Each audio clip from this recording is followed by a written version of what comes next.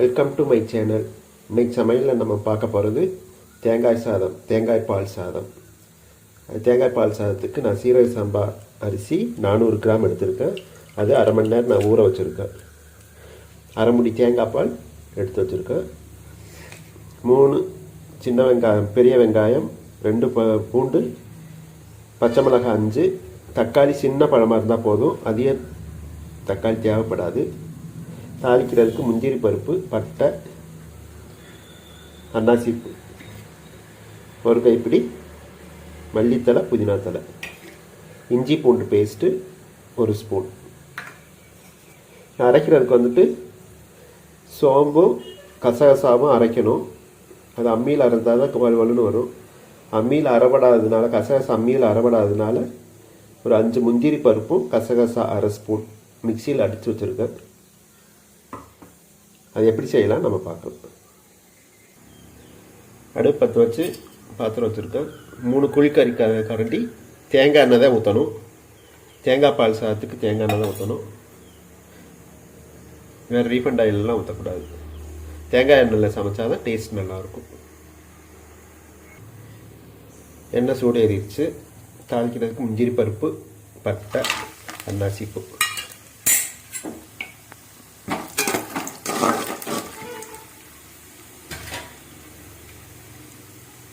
பச்சை மிளகாய் எடுத்தோன்னா தக்காளி டைப்பையே போடக்கூடாது. வெங்காயம், வெள்ளைப்பூடு,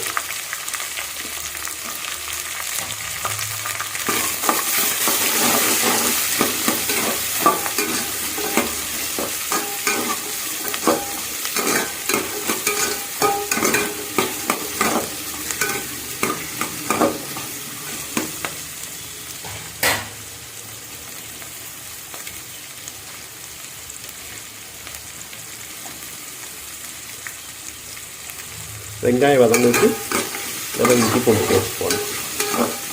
ரொம்ப ப்ரௌனிஷெல்லாம் வரக்கூடாது, லைட்டாக வதங்கினா போதும். இது தேங்காய் பால் சாதம் வந்து ஒயிட்டாக இருக்கும்.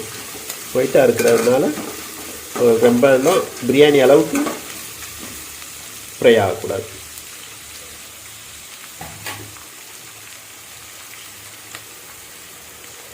நல்லா வதங்கட்டும்.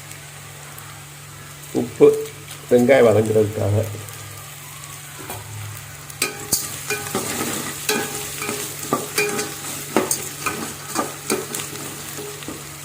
இந்த கண்டிஷனில் ரொம்பலாம் வதங்க வேண்டாம், லைட்டாக வதங்கினா போதும். 1 ஸ்பூன் இஞ்சி பூண்டு பேஸ்ட்டு,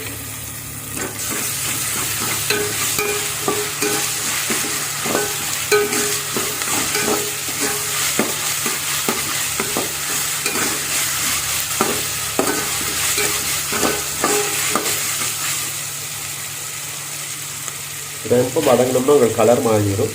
இந்த கண்டிஷனில் தேங்காய் தக்காளி, சின்ன தக்காளி பழம் போட்டால் போதும், பெரிய தக்காளியெல்லாம் தேவையில்லை.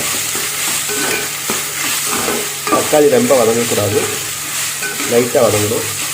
ரொம்ப வதங்கினோம்னா உங்களுக்கு கலர் ரெட்டிஷ் கலராக வந்துடும். அப்போ உங்களுக்கு தேங்காய் பால் சாதத்துக்குள்ள கலர் கிடைக்காது.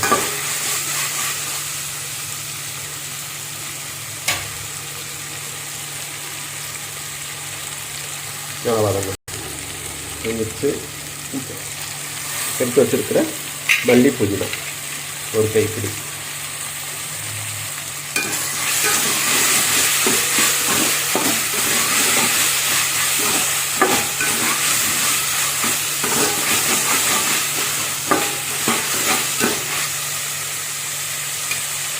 நம்ம அரைச்சி வச்சுருக்கிற மசாலா,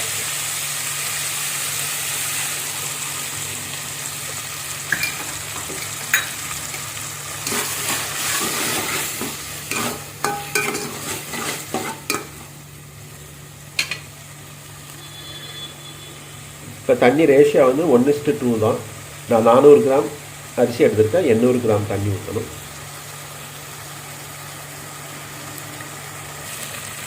தேங்காய் பால் ஊற்றிடலாம். ஓரளவுக்கு தேங்காய் பால், அதாவது அரை முடி எடுத்து நான் தேங்காய் பால் எடுத்து வச்சுருக்கேன்.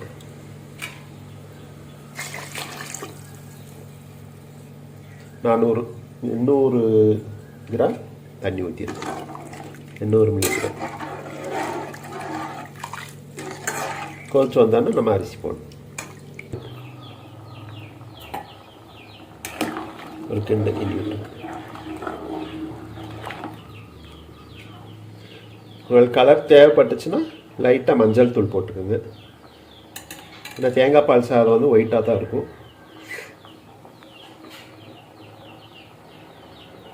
நல்லா தம் போடுற கண்டிஷனில் உங்களுக்கு காமிக்கிறேன். நல்லா கொதிக்குது. இன்னும் கொஞ்சம் தண்ணி ஊற்றணும்னா தம் போடணும். நான் இந்த சைடு வந்துட்டு தம் போடுறதுக்கு தோசைக்கல் ஆன் பண்ணி வச்சுருக்கேன். அது சூடாகிட்டுருக்கு. இது சூடாகிறதுக்கும் இது தண்ணி ஊற்றுறதுக்கும் கரெக்டாக இருக்கும். சூப்பராக ரெடி ஆகிடுச்சு. இப்போ தம் போடுற கண்டிஷன் வந்துடுச்சு. அந்த ஸ்டவ் ஆஃப் பண்ணிடுவேன். ஆஃப் பண்ணிவிட்டு வச்சுருது.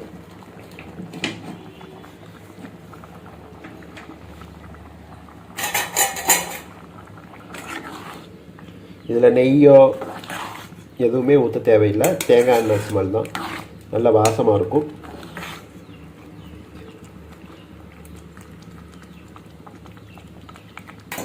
கீழே தம் ஆன் ஆகிருக்கு. கொதிச்சு வச்சுருக்கேன்.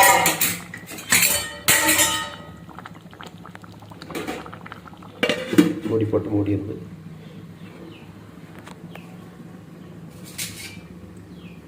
மேலே ஒரு வெயிட்டான பாத்திரத்தை எடுத்து வச்சுருக்கேன். தண்ணி ஊற்றி வெயிட்டான பாத்திரம். தம் ஆன் ஆகிட்டுருக்கு. தம் ஒரு 10 மினிட்ஸ் தம் ஆகட்டும். ரெஸ்ட் டைம் ஒரு 10 மினிட்ஸ். அது முடிஞ்சு உங்களுக்கு எடுத்து காமிக்கிறேன். ரெஸ்ட் டைம் முடிஞ்சிருச்சு. நம்ம எடுத்து பார்க்கலாம்.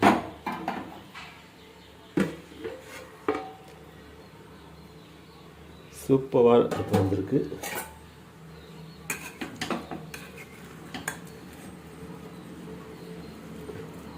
ஒன்றோட ஒன்று ஒட்டாது. உதிரியாக தான் இருக்கும். அடியில் ஒன்றும் பிடிக்க கிடையாது.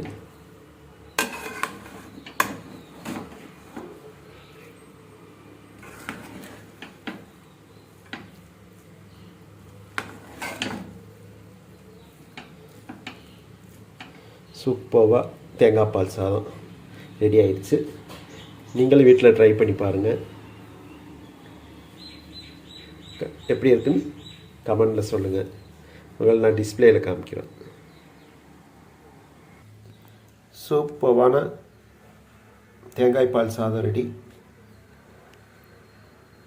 நல்லா உதிரியாக ஒன்றோட ஒன்று ஒட்டாமல் சூப்பராக வந்திருக்கு. டேஸ்ட்டு பிரமாதமாக இருக்குது. நீங்களே இது போல் செஞ்சு ட்ரை பண்ணி பாருங்கள். ட்ரை பண்ணி பார்த்துட்டு எப்படி இருக்குன்னு கமெண்டில் சொல்லுங்கள். நான் சொல்கிற இன்க்ரீடியன்ஸ்லாம் ஸ்கிப் பண்ணாமல் பார்க்கணும். ஸ்கிப் பண்ணாமல் பார்த்தா தான் நான் சொல்கிற இன்க்ரீடியன்ஸ்லாம் கரெக்டாக ஃபாலோ பண்ண முடியும்.